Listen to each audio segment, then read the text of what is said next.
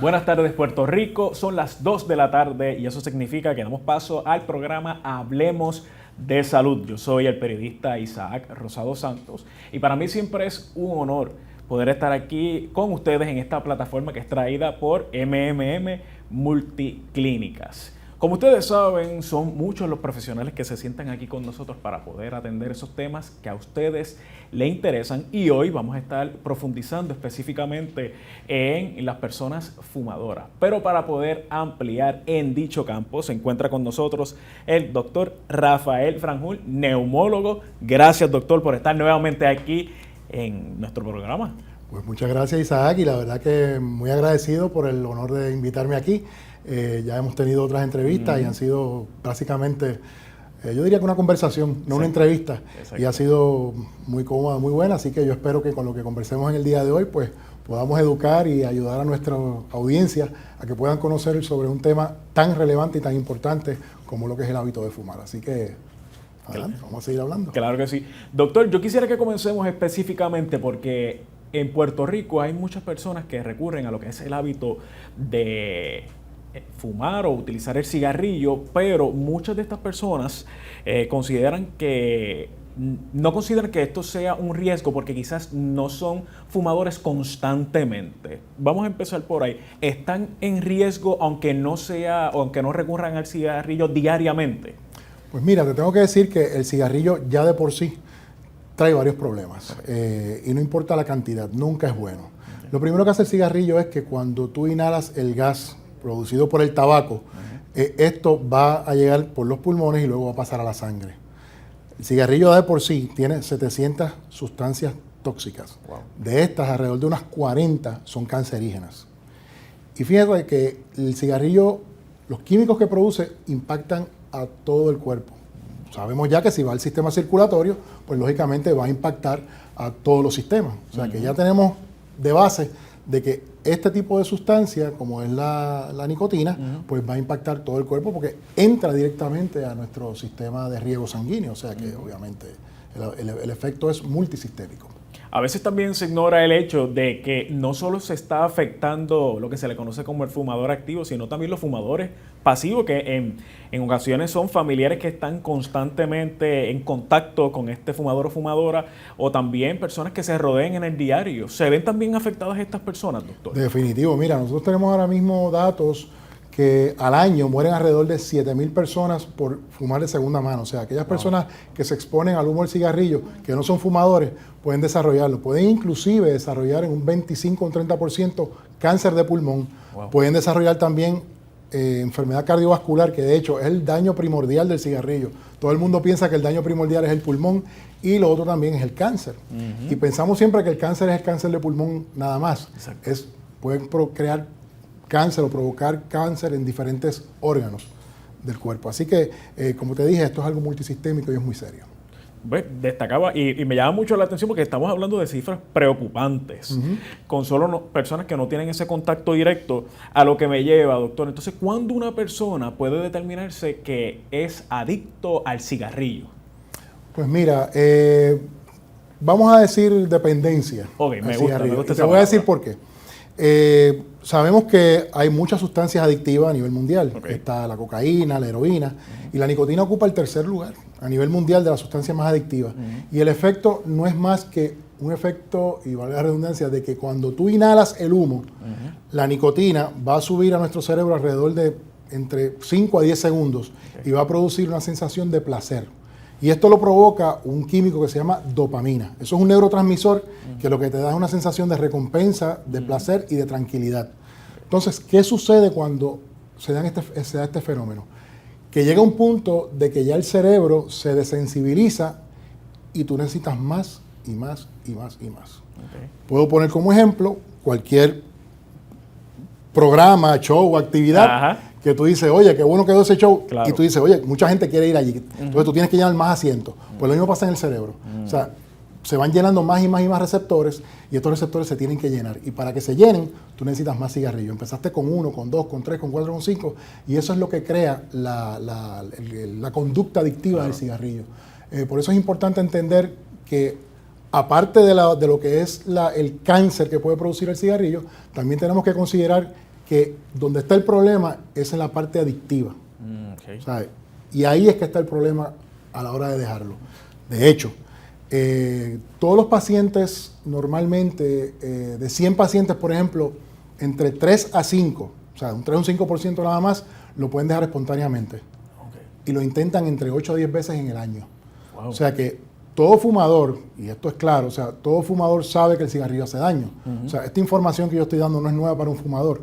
Y también tengo que decir que la grandísima mayoría lo quieren dejar. Ajá, o sea exacto. que el problema está en la dependencia, el problema está en la parte adictiva de lo que es el cigarrillo. Es más fácil entonces regresar luego de ser abandonado que salir de esta dependencia, doctor.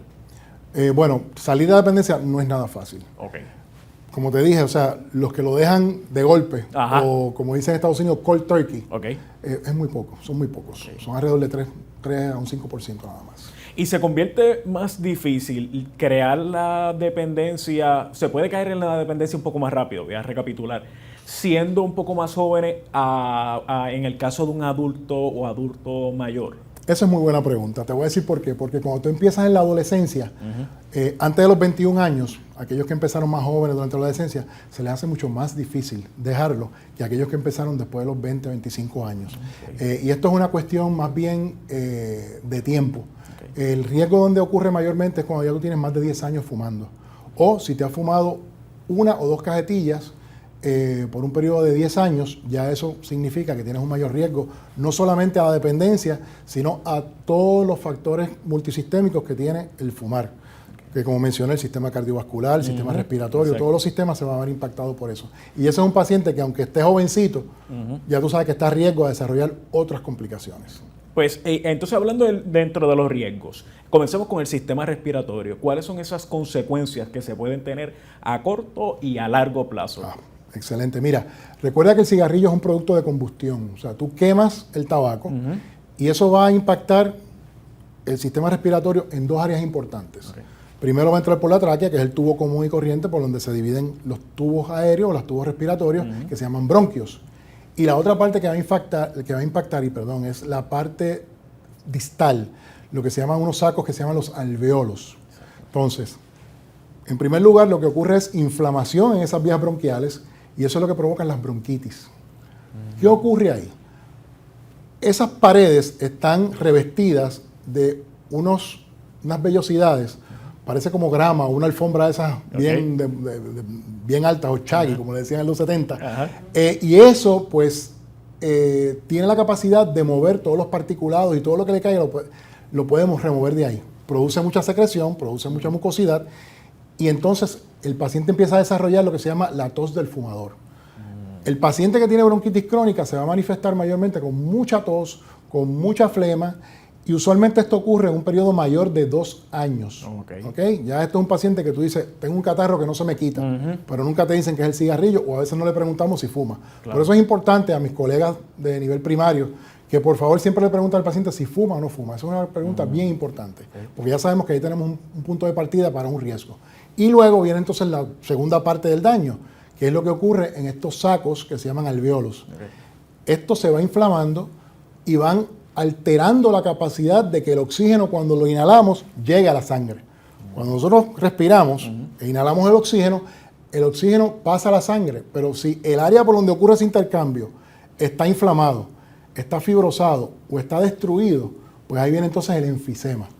Por eso es importante que entendamos el concepto de que el problema de fumar a nivel pulmonar solamente, estoy solamente en pulmón, es lo que se llama el EPOC o el COPD, que es la enfermedad pulmonar obstructiva crónica. Se compone de 2 áreas, bronquitis crónica y enfisema.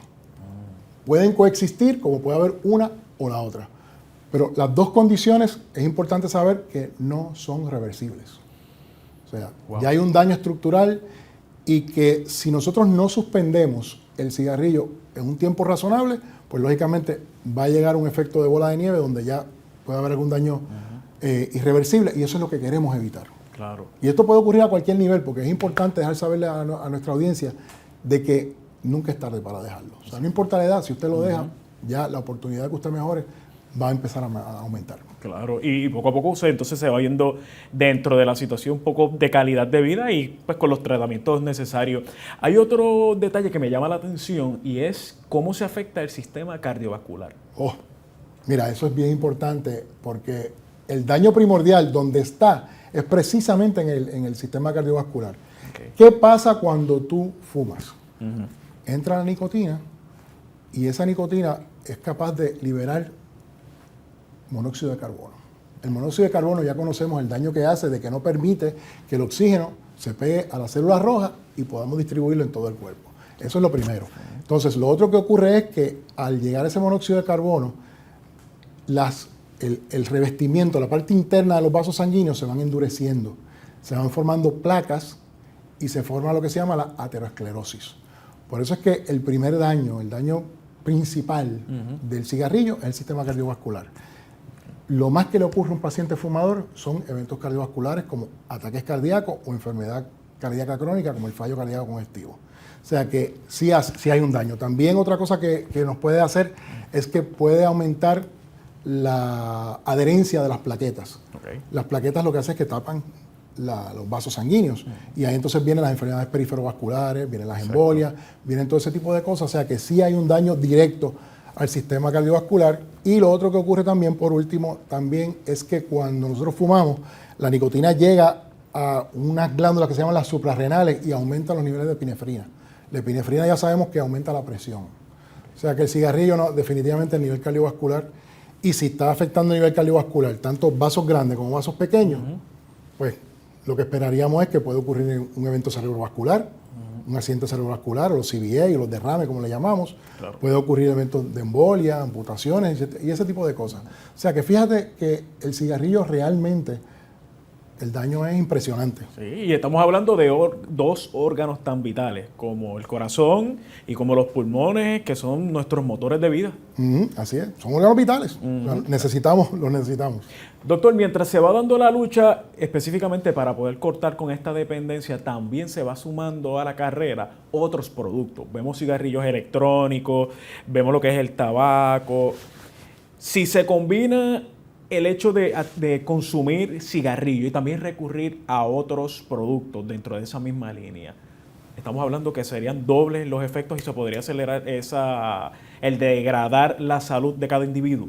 Mira, cualquier producto, y vámonos solamente al tabaco, cualquier producto que salga de ahí sigue siendo un producto de combustión. Y podemos hablar del cigarrillo, podemos hablar de las pipas, podemos hablar del cigarro. Todos estos van a producir daño en un grado mayor o menor que otro. Sin embargo, también tenemos, muchos también utilizan el tabaco de forma masticadura, lo usan de vía oral, etcétera, etcétera. El problema de esto es que también no dejan de tener todas las sustancias tóxicas y cancerígenas que ya he mencionado, que mínimo hay como 40 que son cancerígenas nada más. Y ya ahí tenemos un problema de cáncer de cabeza y cuello. Hemos tenido pacientes con cáncer de lengua, cáncer de la encía, cáncer de cabeza y cuello. Y eso también lo hemos visto. Sabemos de personas que andan por ahí quizás con deformación, que han sido pacientes fumadores. Casi siempre son cáncer del área de la boca, cáncer bucal. Y eso pues obviamente hace un daño. Y también si hablamos de los famosos vaporizadores, pues tenemos un problema con estos cigarrillos. Estos cigarrillos contienen nicotina. ¿Y dónde está el problema para que tú lo dejes? Precisamente la adicción a la nicotina. Tú quieres controlar, tú quieres revertir, tú quieres modificar la conducta adictiva. Y esto es importante porque el cigarrillo de por sí, donde lo que te desencadena a ti a fumar es, número uno, 3 áreas importantes. Primero, la dependencia social. La dependencia física y la más importante de todas, la dependencia psicológica. O sea, la gran mayoría de los pacientes que tienen sus recaídas en el cigarrillo es por el estrés, por la ansiedad. Y eso es lo que los hace fumar realmente. La dependencia ya social, pues eso quizás lo podemos ver en el ambiente de los adolescentes, por ejemplo, que uno fuma, pues vamos a fumar todo el mundo, y lo que se llama la presión de grupo, pues influencia en todo esto. Y luego viene entonces la dependencia física, donde un paciente que te deja de fumar quizás por 2, 3 horas, o quizás por un día, desarrolla un estado de ansiedad tal que se comportan como si fuera un síndrome de retirada como cualquier droga. O se ponen temblorosos, le cambia el genio, se alteran, sudan, todo este tipo de efectos ocurre con la nicotina. Conversábamos en el programa anterior, y es que lo tengo bien presente y pienso que hay que llevarlo a la mesa de discusión, el hecho de que estamos viendo a muchos menores de edad consumiendo lo que son los vaporizadores, y es bien preocupante. Es preocupante porque ya se han encontrado artículos en la literatura médica de que ya el uso de los vaping, como se les conoce, claro, pues pueden producir también situaciones mucho más serias que el mismo enfisema y bronquitis crónica, que el COPD. Y son enfermedad intersticial pulmonar muy similar a una fibrosis pulmonar. La fibrosis pulmonar es una condición ya muy seria donde en casos muy severos hay que trasplantar al paciente. Y no está relacionado, la nicotina te crea el componente adictivo, sin embargo, la parte de todos los químicos que tiene esto puede producir daño directo a lo que es el tejido del pulmón, perdiendo elasticidad y desarrollando lo que se llama una fibrosis. Y la fibrosis no es más cuando el pulmón se endurece tanto que no tiene la capacidad de estirarse. Como sabemos que puede estirarse el pulmón, que tiene la capacidad de distender, de vaciar y llenarse. Eso lo pierde un paciente cuando tiene fibrosis. Y eso puede ocurrir con estos productos nuevos. Una de las preguntas que le decía fuera del aire y que me llamaba mucho la atención, yo le quería repasar específicamente cómo abundamos en ese campo, y es que tan reciente como tuvimos el paso de este huracán, ¿cómo influye de una forma u otra, doctor, a la hora de los jóvenes o los adultos recurrir entonces al cigarrillo, ya sea porque lo hayan dejado o si se incrementa el consumo ante estos eventos de la naturaleza que nos afectan en muchos sentidos?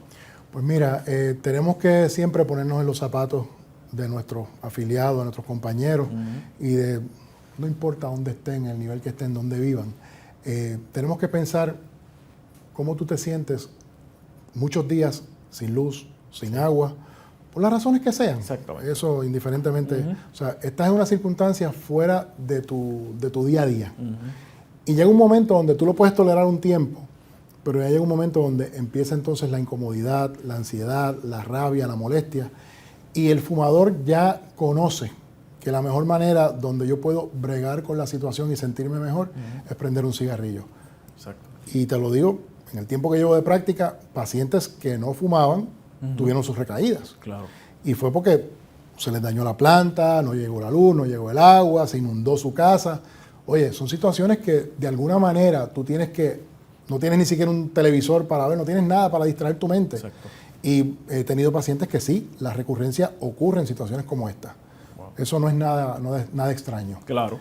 Y lógicamente, pues tampoco podemos juzgar al paciente porque haga eso. Sabemos el daño que hace, pero no podemos juzgarlo. Claro, yo creo que es más bien ponerse en sus zapatos y buscar de alguna forma u otra alternativas. Y hablando en esa línea, ¿qué opciones se le puede ofrecer a los pacientes, a los afiliados que nos sintonizan a esta hora, que desean de una vez y por todas arrancar con esa dependencia? Pues ya tú contestaste la primera parte de la pregunta. Okay. El paciente tiene que desear dejar de fumar. O sea, quiere detenerse, quiere parar. Esa es la primera parte y esa es la primera pregunta que yo le hago. ¿Tú quieres dejar el hábito? Pues una vez eso, entonces evaluamos cuáles son las circunstancias que te llevan a fumar.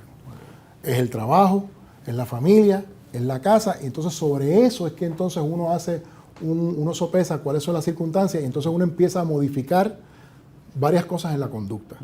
Lógicamente, primero el compromiso del paciente, hay que orientar al paciente, por eso es que es importante, y yo se lo dejo saber siempre a mis compañeros y mis colegas y todo profesional de la salud, de que regañar a un paciente no es efectivo. Tácticas de terror tampoco es efectivo. Decir que aquel murió de aquello o lo otro, eso no funciona así. No. Usted tiene que sentarse a hablar con el paciente, y esto toma tiempo, y educarlo sobre, primero, cuáles son los daños que está produciendo, cómo está su situación en ese momento. Tienes que, si es posible, tener una placa y una prueba de capacidad pulmonar para saber dónde estamos. Mira, tú estás leve, moderado, severo, y de ahí en adelante establecer un plan.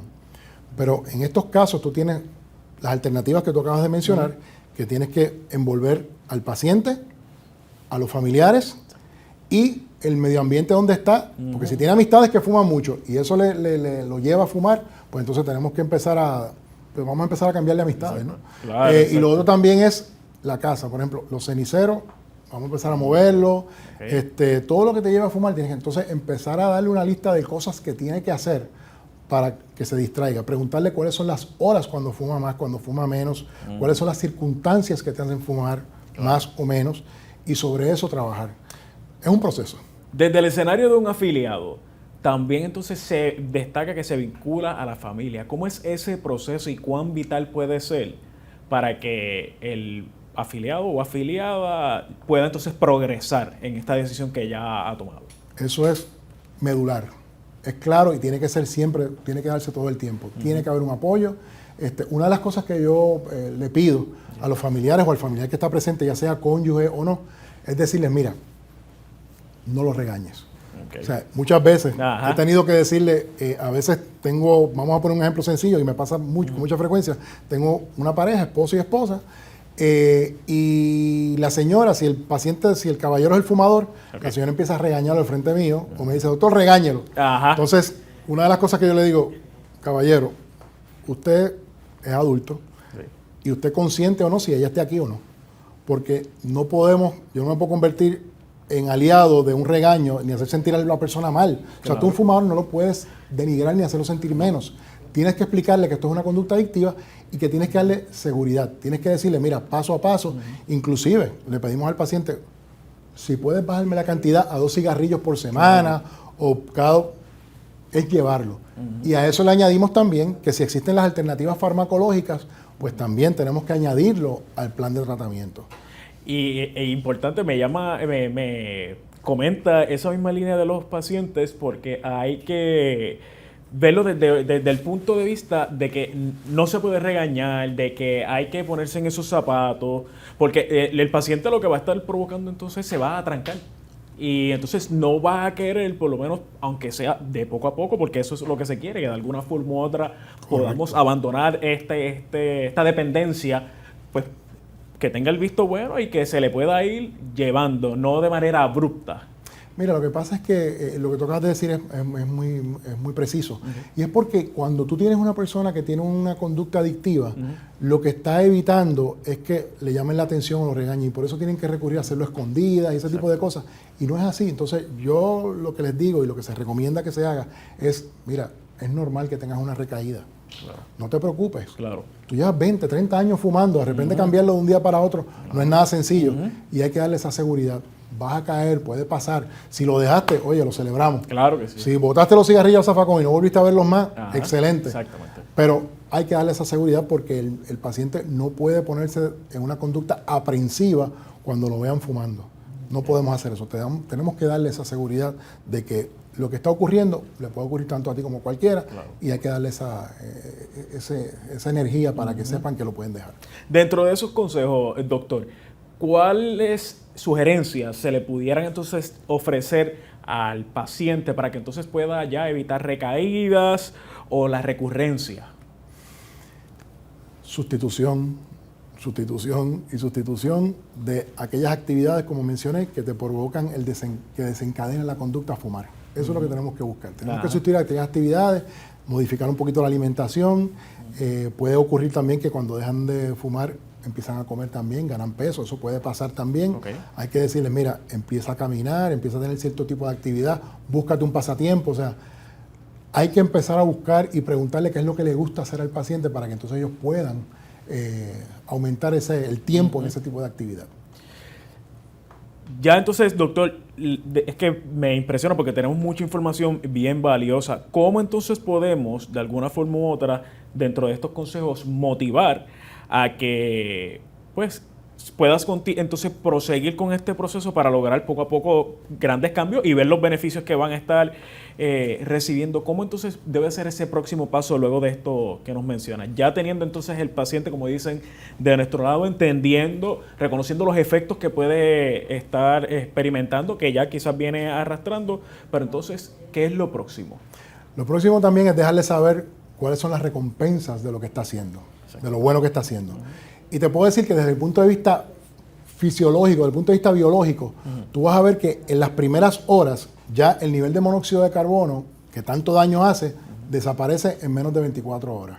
La presión mejora, el pulso mejora, la capacidad pulmonar mejora en meses y en años quizás. La condición cardiovascular también mejora, o sea que la recompensa desde el punto de vista fisiológico la vamos a ver de manera inmediata, pues unas pueden ocurrir a corto y otras a largo plazo. Usualmente ya después de las 48 a 72 horas esa dependencia de nicotina va desapareciendo. Y otra cosa también que yo les traigo al paciente es, piensa lo que te cuesta una cajetilla de cigarrillo a ti todos los días. Una cajetilla cuesta, vamos a ponerle $10, para poner un número redondo. Claro. Multiplica 10 por 365 días al año. Estamos hablando de $3,650. Yo le digo, tú con eso ahora mismo en la cartera, ¿qué tú harías?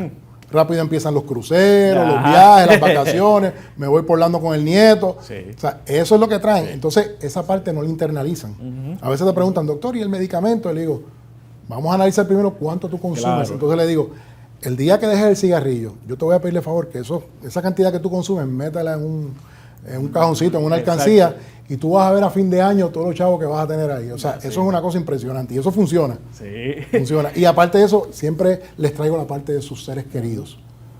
Hay señores ya que adoran a sus nietos, o sea, los abuelos adoran a sus nietos. Así mismo. Y tú se los dices, mira, tú no quieres exponer a tu nieto o a tu nieta a este tipo de toxina porque le va a dar asma. O sea, sabemos que el paciente que se expone al humo de segunda mano, o el second hand smoker, como se le llama, ese tipo de pacientes, tenemos una mortalidad de casi 7,000 muertes al año solamente por esto. Y aquí incluye cáncer, enfermedad cardiovascular y todo tipo de enfermedad asociada solamente al cigarrillo en pacientes que no han fumado. Wow. O sea, que es alto.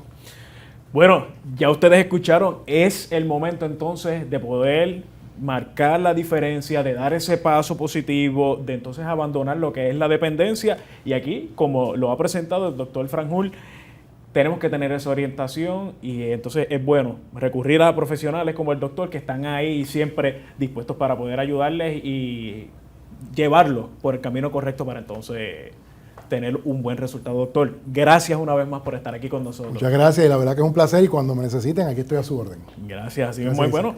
Quienes estén interesados en este programa, en MMM Multiclínicas, usted se puede estar comunicando para tener más detalles y coordinar una cita al 787-522-2482 de lunes a viernes de 7:30 de la mañana a 5:30 de la tarde. Nosotros los esperamos la próxima semana aquí en Hablemos de Salud.